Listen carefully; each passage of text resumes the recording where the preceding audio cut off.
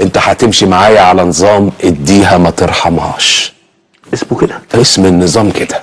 اللي يقول لك انت خسيت ازاي تقول له ايه؟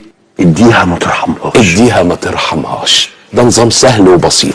بالنسبه للفطار، حضرتك هتصحى من النوم اضرب براحتك، اللي يقابلك غب على طول.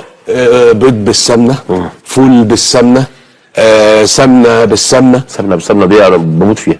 مع شويه فطاير ماشي.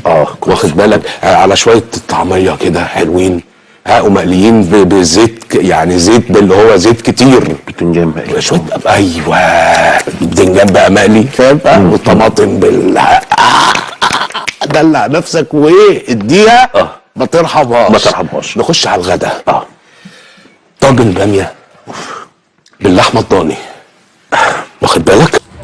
المعلم مصطفى جايب ب 30 جنيه طعميه، 30 جنيه طعميه، ب 20 جنيه فول، 15 سلطه. القوطه رخيصه. القوطه ايه؟ القوطه رخيصه يا احمد. والله ب 15 والله القوطه رخيصه.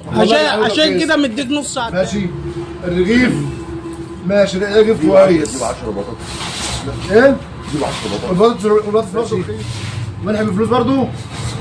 رد شغال. خمسة مش فاضي. دخل بكام؟ يلا احلى فطار باحلى